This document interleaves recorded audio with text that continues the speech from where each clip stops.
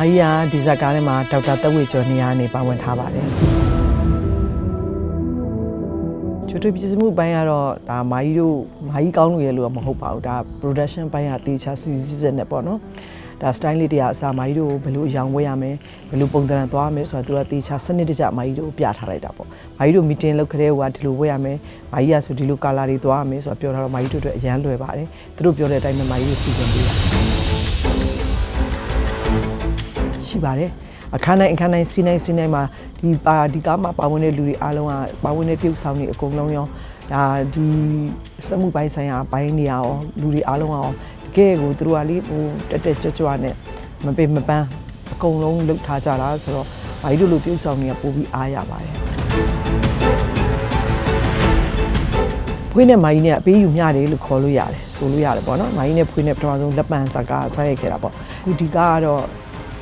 လူတကားလူတကားတရေကားပေါ့နော်အဲ့ပုံစံမျိုးဆိုတော့မာကြီးနဲ့ဖွေးနဲ့ဒီလို character မျိုးတော့တစ်ခါမှသိမဆောင်ဘူးပေါ့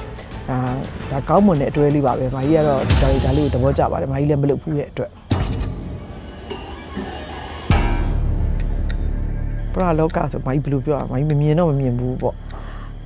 တရေလည်းမတွေ့ဘူးတော့ဘယ်လိုပြောရမှန်းလည်းမသိဘူးတရေလည်းအချောက်မခံဘူးဆိုတော့ဒါပေမဲ့မာကြီးယုံကြည်ပါတယ်ပရာလောကရှိရဆိုတာတော့ဒါပေမဲ့မာကြီးကိုတွေ့ရတော့မကြုံဘူးသေးဘူးပေါ့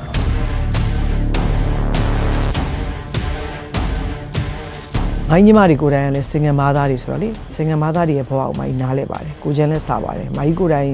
အမေတယောက်မဟုတ်ခဲ့ပေမဲ့ဒီစင်ငယ်မားသားတွေရဲ့ဘဝကိုမိုင်းရမ်းနားလဲပါတယ်ဒါသာမျိုးစုံခံစားရမှာပါဒီကားလေးကိုကြည့်ပြီးကြည်နူးရမယ်ဝမ်းနည်းရမယ်ကြောက်လန့်ရမယ်မျိုးစုံပေါ့ဒီကားလေးကယုံတင်လဲပေးသက်တွေအရန်သဘောကျမှာပါ